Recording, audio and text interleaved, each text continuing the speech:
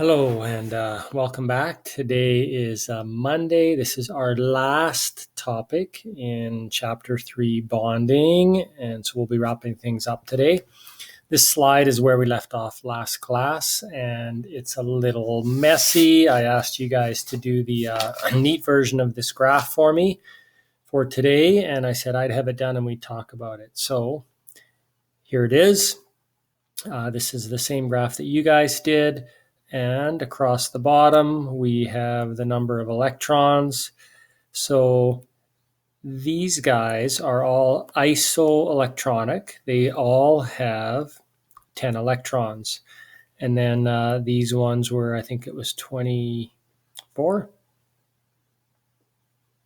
10 and 22. And then, anyway, you get the idea. So what you're supposed to notice from this graph is that there's a fairly linear relationship between all of these molecules, and there are three exceptions to the rule. NH3, if you were following the trend of group 14, then group 15 molecules should have looked something like this. Whoops, and finishing right here. So NH3 should have a boiling point of about minus 120 if it only had London forces, because everything in group 14 only has London forces or London dispersion. So what's going on? Why does ammonia have this big bump up in boiling point by almost 100 degrees Celsius? Its boiling point looks like it's about minus 30, and it should be minus 120. So why is it 90 degrees higher than predicted? 90 degrees Celsius higher boiling point than expected. And the question is why? And the same thing with HF. Hydrogen fluoride, following the trend of its family, its boiling point should be somewhere around minus 90 degrees Celsius, but it's not. It's above zero, plus 20 approximately. And then we have crazy water, which, again, water, if you follow the trend of its group, it should have a boiling point around minus 70. But instead it's plus 100. So HF is also, let's say, 90 degrees higher than expected, and water is way above that, over 100 degrees higher than expected. If we were only looking at London forces.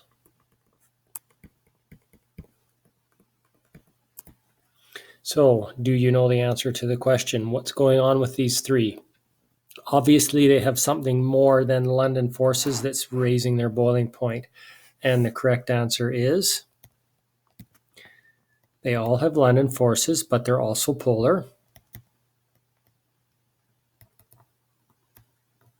And more importantly, they have hydrogen bonding. And if you remember from last class, hydrogen bonding is the bonding that occurs between any molecules that have hydrogen bonded to an F, to an N, or to an O, which describes all three of those. So that big spike up in boiling point is attributed to the hydrogen bonding. By the way, you have this same graph completed in your study guide on page 135 for Johnson, which I think is page 139 for Kelly. So it's there, and it has some questions about the effect of hydrogen bonding. Another interesting page for you is page 133 in your guide.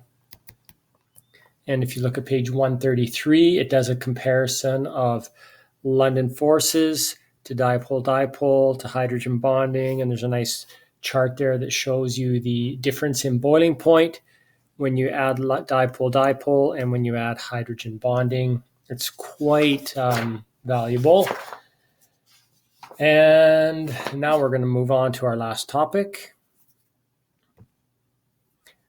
which is structural and physical properties of solids. So we're going to look at different groups of solids, starting with ionic crystals. So we've talked about this already before. Ionic compounds are always a solid at room temperature because they form this 3D crystal lattice. And what that means is every positive ion is surrounded by 6 negatives. One in front, one behind, one above, one below, one to the right, and one to the left. So, and you can say the same for every negative is surrounded by 6 positives. So this negative has this positive, this positive, this positive, this positive, and one in front and one behind. I think it's that guy. Okay, so you get the pattern. This gives it incredible strength, which is why they always have this cubic shape, and they're always solids. So some information that you may find useful to put in your notes. They're always solids. They're held together by that electrostatic traction between every anion and cation. Okay, they have high melting points, high boiling points, so they melt in the thousands of degrees Celsius, and boiling points are many thousands of degrees Celsius. Okay, they're brittle. They do not break easily because of those strong ionic attractions. Now, we're used to writing them only as a simple one formula unit, but in fact, they are these giant crystals of many units. And that's where the strength comes from.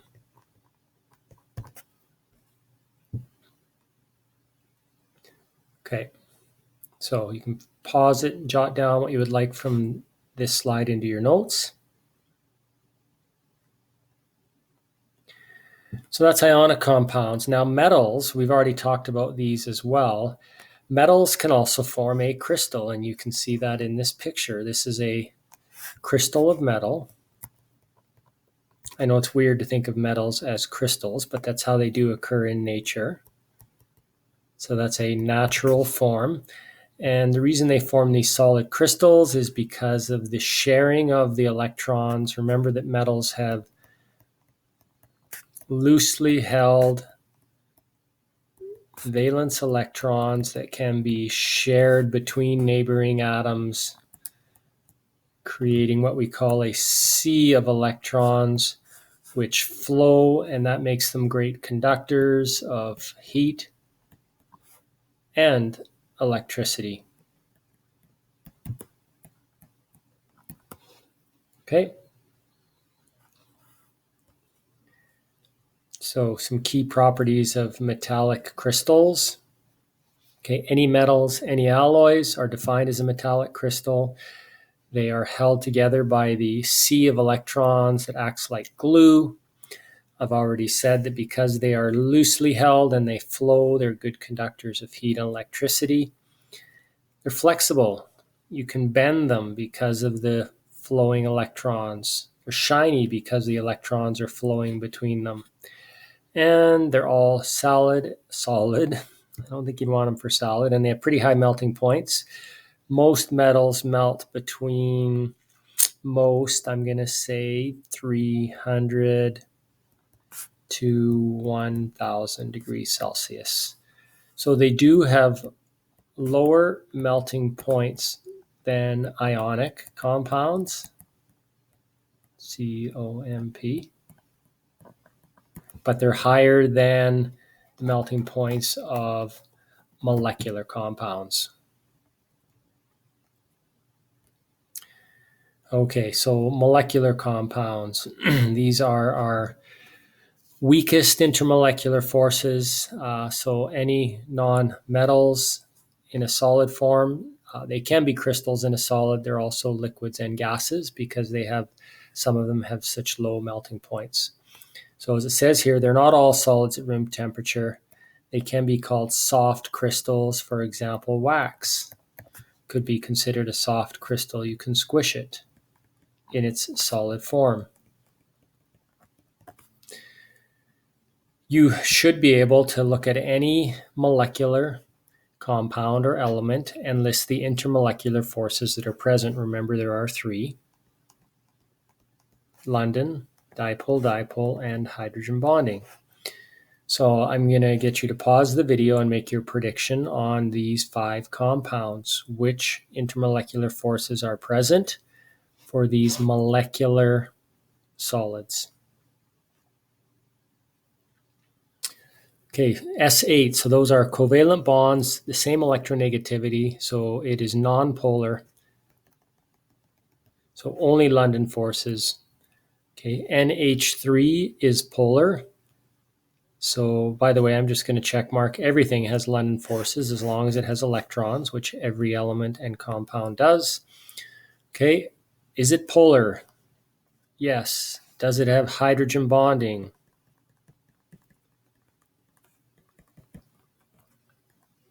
Yes, it does. CH4, carbon hydrogen tetrahedral. Because of its shape, it is non-polar, so it does not have dipole. It does not have hydrogen bonding.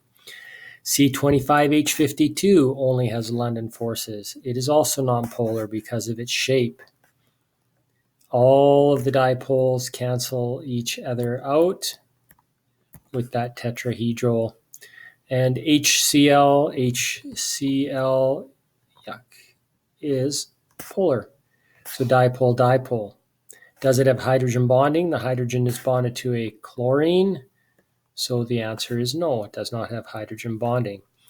If you had to predict the boiling points of these or the melting points, lowest to highest, lowest would be the ones that only have London forces, and that's 1, 2, 3.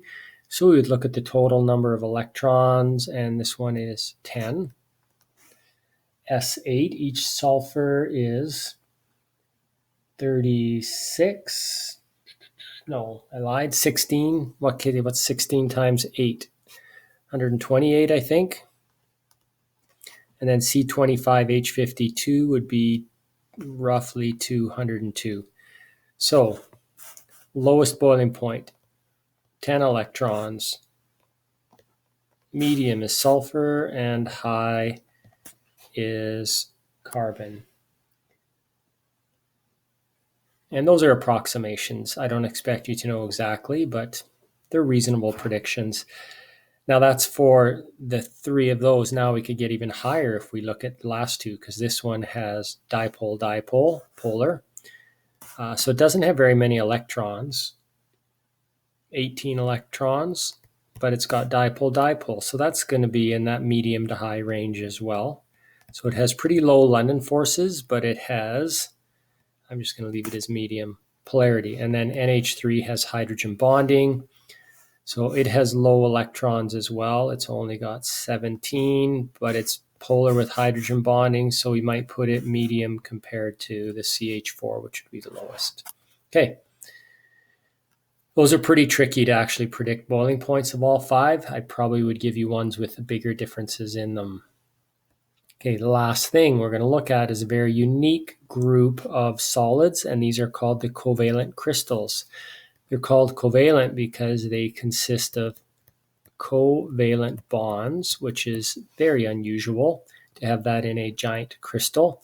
Remember that in an ionic compound, you have ionic bonds in the crystal, and that's pretty strong. Well, covalent bonds in a crystal are even stronger. And the best examples of this are 2 of the hardest known substances, quartz or silicon dioxide and diamonds. So you know from elementary science, diamonds are the hardest substance on Earth. So any type of a covalent crystal is going to belong in that category of hardest substances on Earth. Very difficult to break these apart or cleave them, because to do that you have to break an actual covalent bond. And so that is almost like a chemical reaction. It takes a lot of energy to break a stable covalent bond, which makes these things very, very hard. Non-conductors, the electrons are all bound up. They have the highest melting points, usually greater than 2000 degrees Celsius. And these are some examples that you should remember. Silicon carbide. So anything with a pure carbon or a mixture of carbon and silicon or carbon and wolfram or tungsten. And these make the hardest substances, the highest boiling points. Okay, this chart summarizes them all. And if we were going to go from lowest to highest, we start here. Our soft molecular compounds, as it says, they're soft. They have low melting points. They can have London forces, dipole-dipole hydrogen bonding. And here's lots. There are hundreds of examples. Okay, the next highest would be metallic, which have medium boiling points. And it's just all our metal compounds. So any metal from the periodic table. They vary from soft to hard, mostly solids. And then we get into all solids with high boiling points. So they're all solid, solid, solid, solid. It's really all I need to say about them. We've gone through all those properties.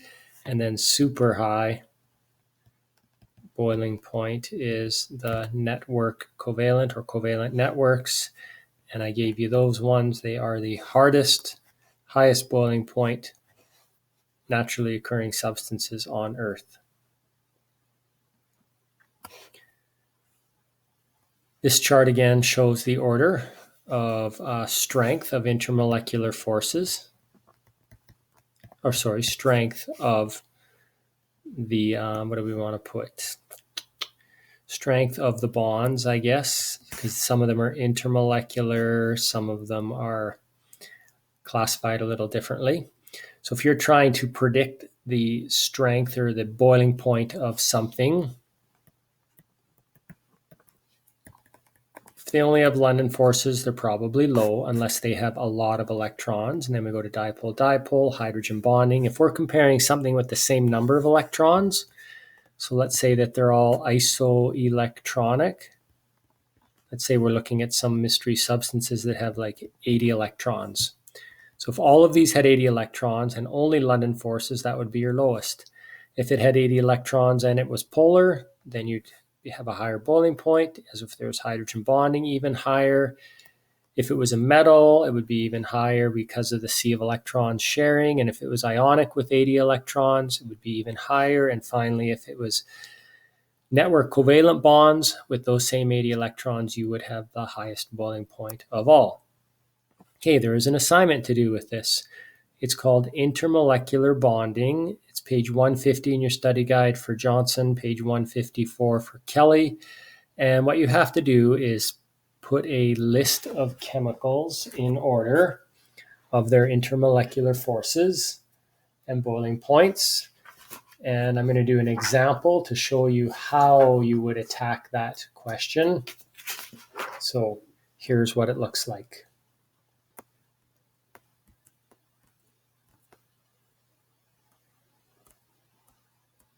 Okay, here's not what it looks like. I thought I had it on the slide, so I'm going to put some on here for you. Okay, so let's go C2H6,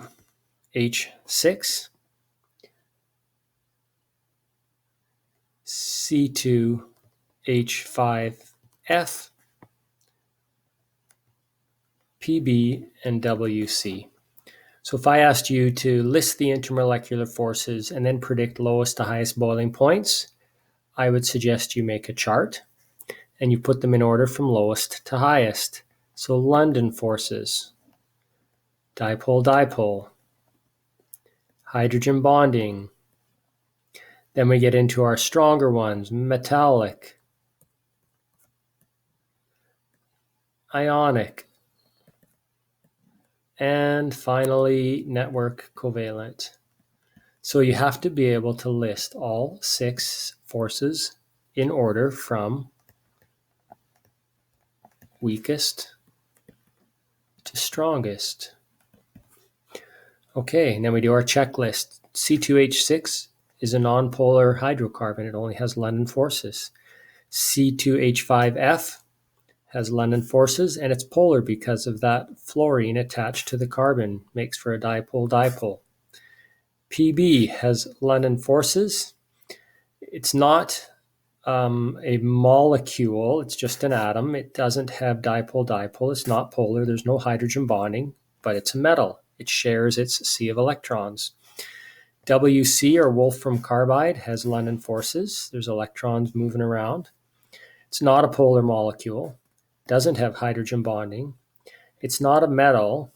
It's not ionic, metal and a nonmetal. It's two nonmetals in a network covalent. And again, these are the ones that you just have to memorize. There's only 4 on your list, and that's one of them. Okay, so now we have to put them in order, lowest to highest. So, boiling point, all we have is London forces, low. This one has about the same London forces, same number of electrons, but it's also polar. Medium. Metal, high. Network covalent, very high. And if I was putting them in numerical order, 1, 2, 3, 4. So you're going to do the exact same thing in your study guide, except you have about 7 or 8 compounds to put from lowest to highest. Do this same chart to organize your forces. And then once you've organized it, just compare all the intermolecular forces like I did and go from lowest to highest. Okay? And I think that's it. Anything else I will put in your daily lesson for you to do. I think we have a quiz coming up on this, but I'll put that in there too. Okay, take care, everybody. Be safe.